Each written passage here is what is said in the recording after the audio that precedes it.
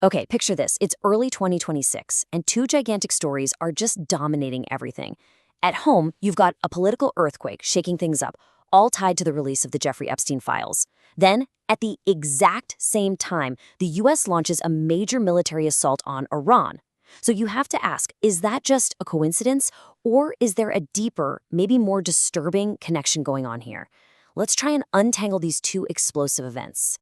So that's the central question we're really digging into here. I mean, how could these two things, which seem totally separate, right? A domestic scandal about crimes from decades ago and a massive modern military conflict, how could they possibly be linked? We're going to look at two very different ways to try and answer that. All right, first up, let's look at a really powerful and, frankly, direct accusation. It comes from Professor Mohammed Marandi, an analyst based in Tehran. And his theory, well, it doesn't just suggest a connection. He claims one of these events is the cause of the other.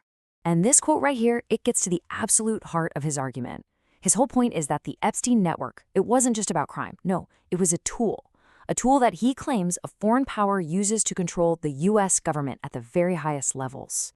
So you're probably wondering, how does this alleged control actually work? Well, according to this theory, the chain of events goes something like this. First, the Epstein network is basically seen as an intelligence operation. Its goal? To get compromising material, blackmail, on powerful politicians.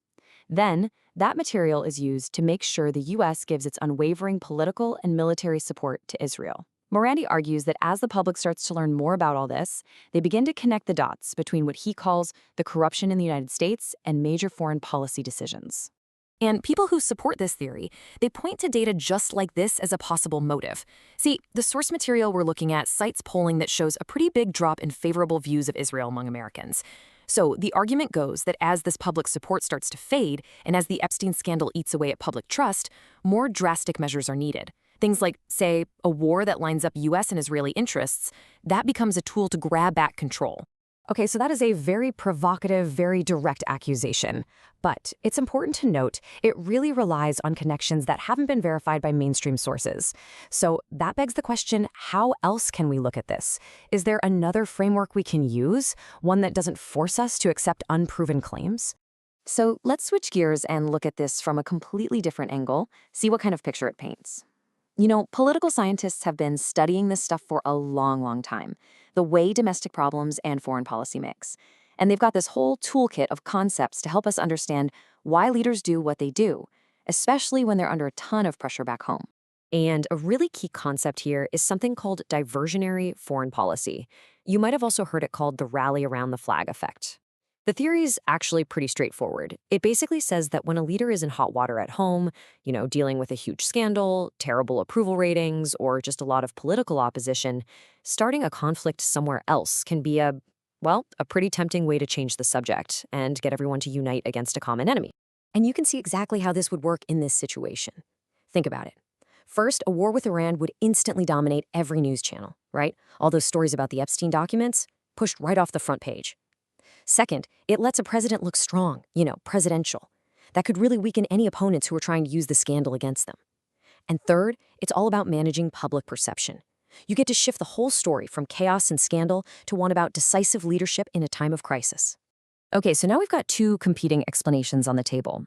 On one hand, you have that very specific accusation of foreign control. And on the other, you have this more general theory about how politics just works. So how do these two ideas stack up when we look at the known facts of the U.S. conflict with Iran? So if you look on one side of the ledger, you've got all those domestic pressures we've been talking about, the scandal, the partisan fighting, the low approval ratings, that deep public distrust. Any of these could absolutely create a political incentive to distract everyone. But then on the other side, you have the standard geopolitical reasons for a conflict. The official story, backed up by the source material, points to things like long-term strategy, pressure from allies like Israel and Saudi Arabia, and of course, intelligence about security threats. And this is a really crucial point. A war with Iran wouldn't have come out of thin air. There were already geopolitical reasons simmering on the back burner. And this really gets us to the heart of the challenge here, which is trying to untangle what we know for sure from what's just speculation. Because in a political climate this heated, perception can become every bit as powerful as reality. So let's try to break this down simply. In the verified facts column, it's pretty simple. Epstein-related documents were released and the U.S. attacked Iran. Done. Then you have the official rationales. The government's line was that this was all about national security and nuclear threats. And then you have the public speculation, the theories we've just gone over, that this timing was absolutely not an accident. But the political science analysis is very clear on one thing. There is no verifiable proof that this speculation is actually fact. And really, this is the most important takeaway from all of this. We might never find a smoking gun, that one piece of evidence that proves the war was started to cover up the scandal. But in a way, that almost doesn't matter. The real story here is how this scandal just destroyed public trust.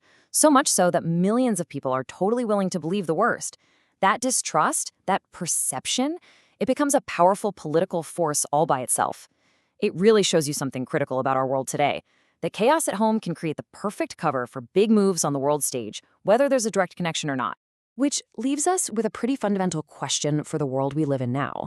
When public trust is completely broken, what ends up mattering more? The complicated, messy reality of how these decisions are actually made? Or the simpler, more compelling story that people believe is true? In today's world, the answer to that question might be more important than ever.